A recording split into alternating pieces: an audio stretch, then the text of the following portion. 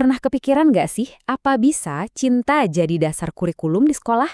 Nah, di Indonesia ternyata ada loh sebuah filosofi pendidikan yang unik banget yang mencoba menjawab pertanyaan itu. Namanya kurikulum berbasis cinta atau KBC. Dalam beberapa menit ke depan, kita akan coba bedah bareng-bareng gimana sebuah kurikulum itu dirancang bukan cuma buat ngajarin mata pelajaran biasa, tapi juga buat menumbuhkan rasa welas asih.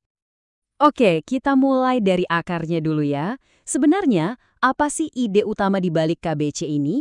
Dan benih seperti apa yang mau mereka tanam di dalam diri setiap murid? Yang penting banget buat dipahami, ini tuh bukan mata pelajaran tambahan ya. Ini lebih kayak cara baru dalam mengajar semua pelajaran. Tujuannya cuma satu, membesarkan generasi yang lebih toleran, lebih inklusif, dan pastinya lebih penuh kasih sayang. Metafora yang dalam banget ini bisa dibilang jadi jantung dari kurikulumnya. Jadi pendidikan itu dilihat sebagai sebuah proses, sebuah tindakan untuk merawat benih cinta yang ada di dalam diri setiap anak. Oke, benihnya udah ada. Terus gimana cara merawatnya biar tumbuh subur? Nah, disinilah KBC punya semacam formula rahasia yang mereka sebut panca cinta. Coba deh bayangin, kelima elemen ini tuh kayak nutrisi pentingnya, vitamin dan mineralnya gitu, yang dibutuhkan supaya benih cinta tadi bisa tumbuh jadi pohon yang kuat dan sehat. Coba kita lihat cakupannya.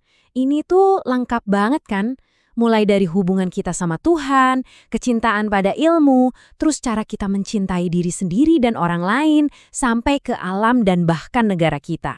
Ini pendekatan yang benar-benar menyeluruh, menyentuh setiap aspek kehidupan.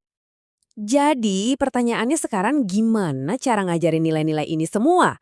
Nah, kurikulum ini sebisa mungkin menghindari metode ceramah dan lebih fokus ke pembelajaran yang aktif dan, ya, mengalami langsung. Kutipan ini benar-benar merangkum filosofi mereka dengan sempurna. Artinya apa? Pemahaman yang beneran itu datangnya dari melakukan sesuatu, bukan cuma dari dengerin doang.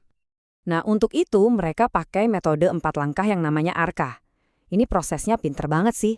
Jadi setiap pelajaran itu dimulai dengan sebuah aktivitas langsung, lalu diajak refleksi dari pengalaman itu, kemudian ditarik jadi sebuah konsep atau nilai, dan yang paling penting, di akhir, gimana aplikasinya di kehidupan nyata.